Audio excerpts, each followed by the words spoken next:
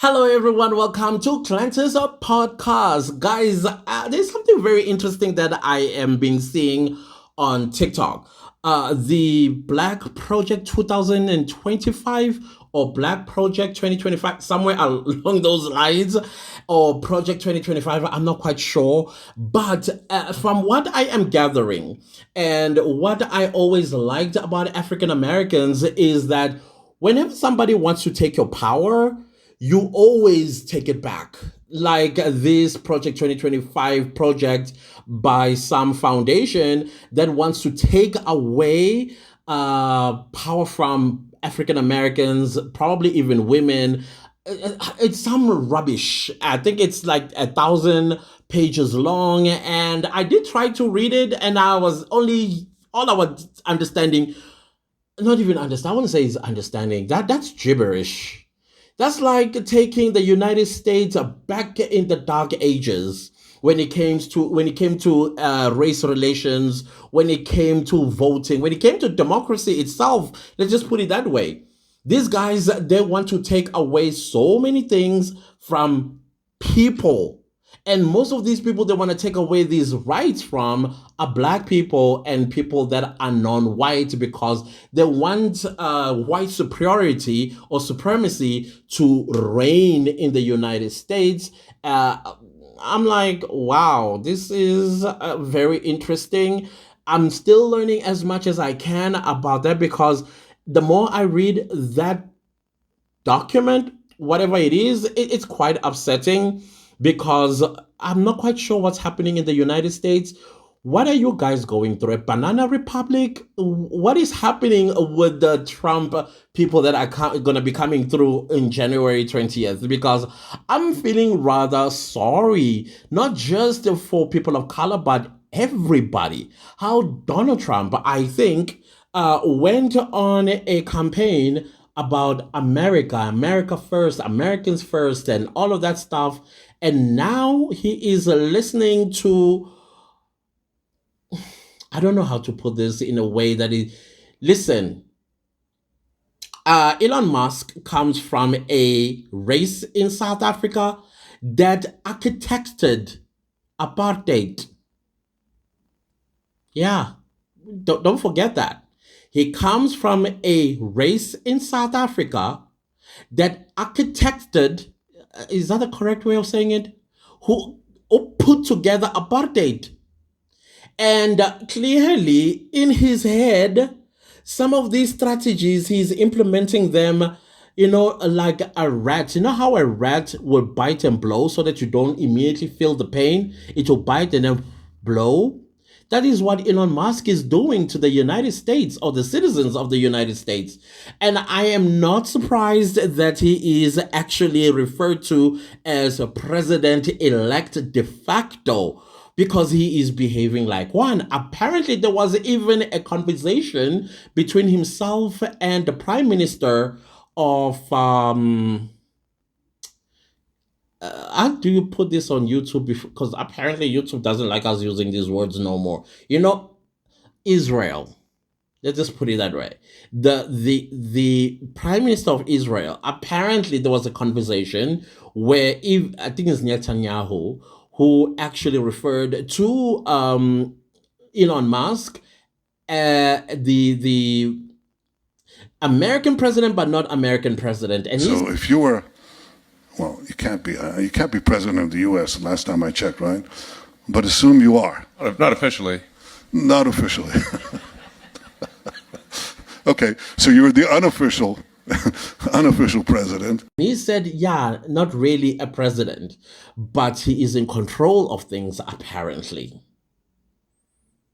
Yeah, America, y'all are in trouble. And the fact that Donald Trump lied to his base or support base, that he will put Americans first, and there comes Mr. Elon Musk saying, oh no, we need immigrants. Immigrants are the ones that are going to build this country called America, because they'll be cheap labor, easily fired, because they are not going to have full-time contracts. It's going to be a probation type of contracts. so that they can always recycle people, fire them at willy-nilly, and while the people of America twiddling their thumbs, and us South Africans will tell you how it's happening. He wants South Africans are experiencing exactly what is being discussed by the Trump administration or incoming Trump administration. That's my observation. I could be wrong. I stand corrected. But as South Africans, in our own country, we are being called all kinds of names because the employers don't want to employ South Africans because South Africans come with rights. But foreign nationals that come from other parts of Africa, they are easily exploitable. One of the employer, who happens to be a white person, came out guns blazing against South Africans, demanding that South Africans be employed. And he said, never. Because Zimbabweans, and he mentioned all the other African Zimbabweans, Zambians, Malawians, I think he went as far as Tanzanians are easy servants to control. Easy servants to control. This is a white man who's not even a South African. I think it comes from somewhere in the Middle East, Israel. He said they are better servants, easy to control than South Africans. Of course, it's not easy to control South Africans. When a South African feels like they are being exploited, we're not going to take it lying down. No, we're not going to roll over and play dead. We know that in South Africa, our wages must be, what do you call that thing? Minimum wage.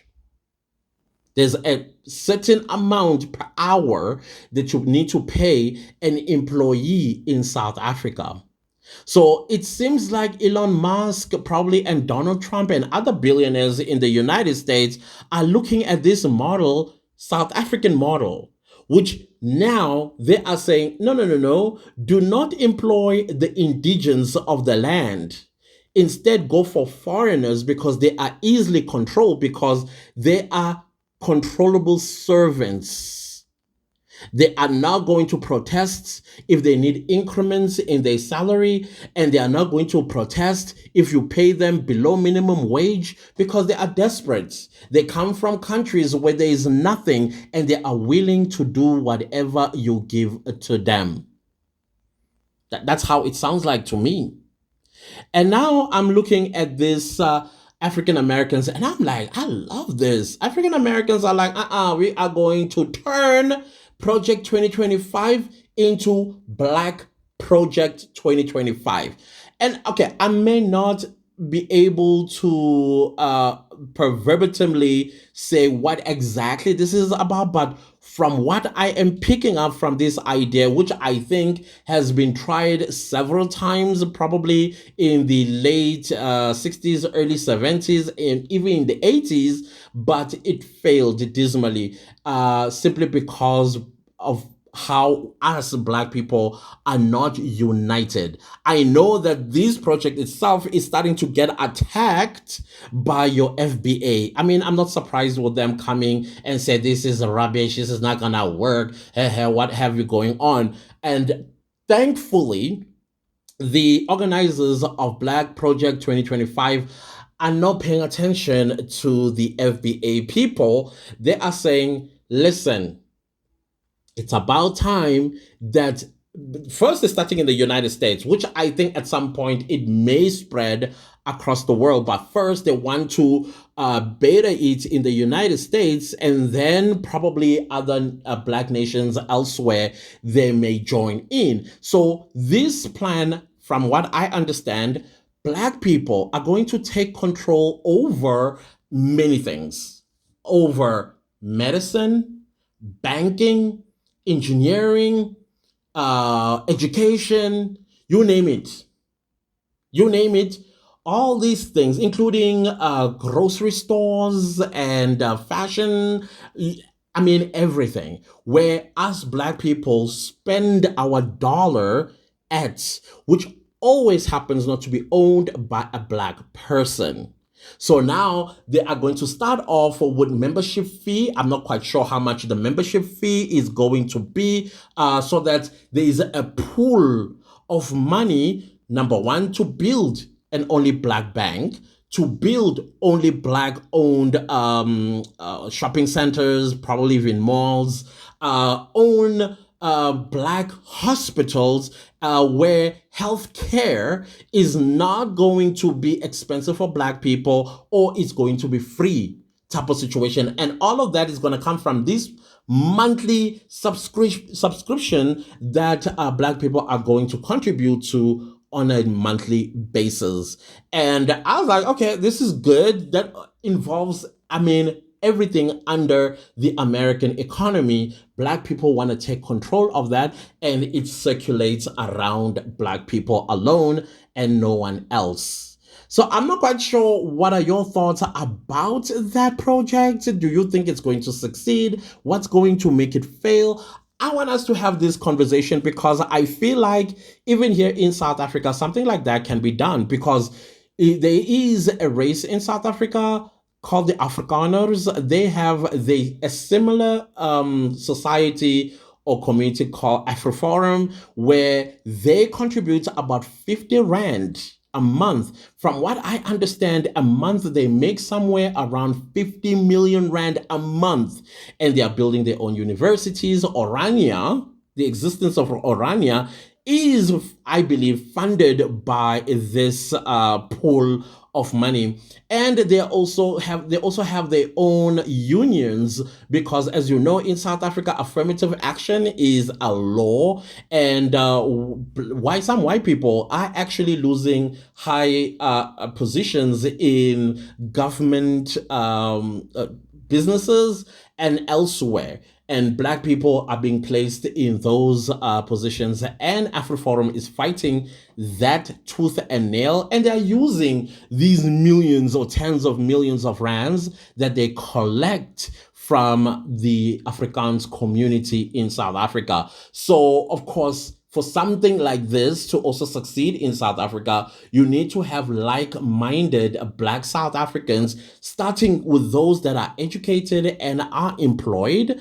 and then come down to those that are unemployed, but they do, I don't know, find a way of earning some living, and they are able to take out probably 10 Rand, 20 Rand, or even 50 Rand a month and contribute towards a similar pool here in South Africa. And I think at some point, when the Black Project 2025 becomes a thing, then every other part of the world where black people exist and they have their own pool, then can merge all of this. Because I didn't know, even though it was a suspicion of mine, that African Americans, just like black South Africans, banks do not give you loans for houses easy like how they would do with white Americans. Here in South Africa, I was told by a banker once that the reason why South African banks will not loan a black South African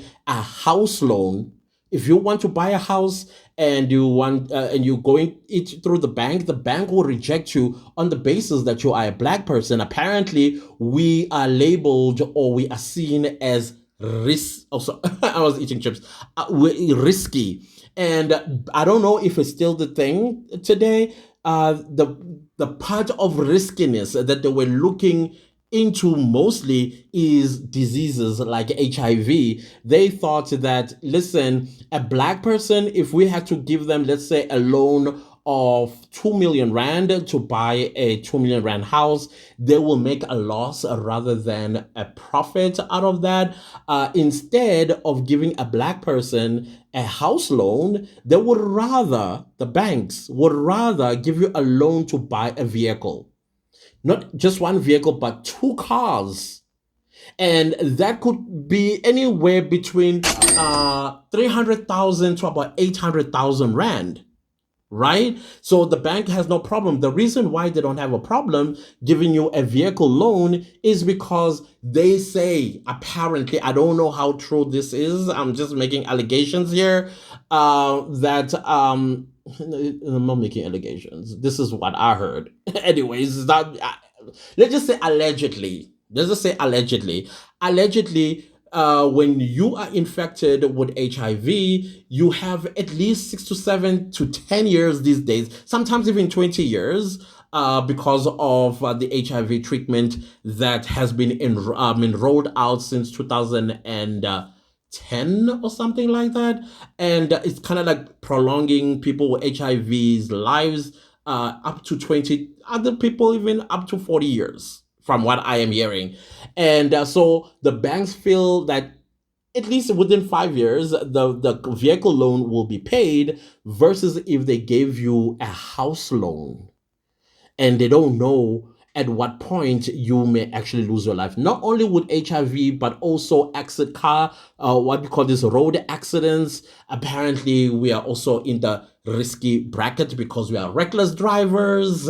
It's a whole lot of reasons why Black South Africans are not given a loan. However, the excuse is because we don't have surety or something that the bank can hold, either a title deed of a home that you are owning in case you fail to pay. They can repossess the current house you live in and then resell it and get their money back. So something like this may help a lot of black person or black people anywhere in the world if this is the same similar excuse that American banks the reason why they don't give Black Americans house loans, or rather give them vehicle loans than them owning a house, and etc. and so on. So I know I'm being very simplistic about this. Like I said, I am still learning about this project, a Black Project 2025. I may even calling it wrongly. I don't know, but that is what I'm picking up on TikTok, and I'm trying my level. I mean, I discovered this yesterday. I discovered it yesterday and I watched a couple of videos, and I know a young lady is pushing this agenda. I think right now they have over 50,000 Black people that have joined the Black Project 2025. Lawyers, doctors, engineers, nurses, teachers, as well as content creators. Because also, as content creators, especially us of this race, unfortunately, algorithms, they are not designed for us to succeed on these platforms. I mean, right now, if you look at the biggest YouTubers, for example, they are not here, the biggest YouTubers on earth. And we are nowhere near getting one of us to that level because of the algorithms that are designed to deliberately discriminate or just not to see us at all. So I know that a lot of people have been contributing with ideas like we also need to create our own apps. We also need to create our own platforms like YouTube, and we need to basically we replicate everything that we consume that are not Black owned, from what I'm understanding with this project. I don't know what your thoughts are. I'm very interested to hear your thoughts on this one, because for me, where I am sitting, I see the potential. Our only problem is unity. That is our only problem, because sooner or later, when the powers that be, they see this threat, they are going to start paying people to work against the success of this project. FPA. And then you are also going to see other people within becoming traitors. Others will be planted by agents or agencies to destroy this from within. I don't know.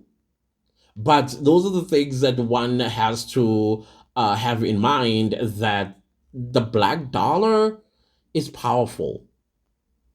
It's powerful all around the world. Please, I'm interested to hear your thoughts on this one. I'm very interested to hear your thoughts on this one. And I like the fact that when somebody tries to impose something on us, we devalue it. We take the power and bring it on our side. It's just like the N word. African Americans have taken that word and made it meaningless. Absolutely meaningless. So now you had a right wing buffoon who came up with Project 2025 basically to, I don't know, make it legal for police to even unalive black people because their lives are valueless type of situation. So it is scary what's happening in the United States, and I hope that none of this is going to be implemented. Yes, I understand Donald Trump has not endorsed Project 2025 from this foundation, whatever foundation that was, that is trying to impose something like this on the people of America. And the mega people, the joke is on you guys. I mean, Donald Trump, you elected him for the second term, a billionaire. And he has recruited other billionaires, including a South African. I will remind you again, comes from the genes of people that architected apartheid. Just saying. I'm just saying. Like it or not, that's where y'all are at right now as the people of America. And the people that are going to get the very hard end of the stick are black people in America. Definitely black people in America. So I'm not trying to be alarmist in this video. Everything I'm saying thus far is allegedly. Allegedly, guys. But I don't think there are people who are blind by what is happening in the United States. And the disappointment I also experienced when you guys went to the polls and then voted Donald Trump. And I'm talking, y'all voted Donald Trump? And what did you think was going to happen? What did you think was going to happen? Anyways, it's your vote, it's your choice, your right. I cannot impose my own thoughts on why you voted the way you did. It's your prerogative and your constitutional right. So I have no right to tell you who to vote for because your vote is a secret as well. But it is quite disappointing that here you had an opportunity. I get that Kamala Harris, she may have done things in the past as what do you call attorney general in California, but was that enough to sacrifice your? Anyways, guys, let me not go too far with this one. I'd like to end this video here because my main interest is Black Project 2025. What your thoughts about it? That is what I want to find out from you. I do see a lot of FBA in my comment section. You guys are hilarious with your delusions. Very, very hilarious. And I'm not going to entertain y'all. You're wasting your time. Totally wasting your time. And yeah, let's see each other a little bit later. Please, guys, I read all your comments. I read each and every one of them. And I get to laugh sometimes with the other comments, especially coming from the FBA guys. Anyways, guys, please don't leave the video without liking, sharing, commenting, and subscribing. We'll see each other a little bit later. Goodbye.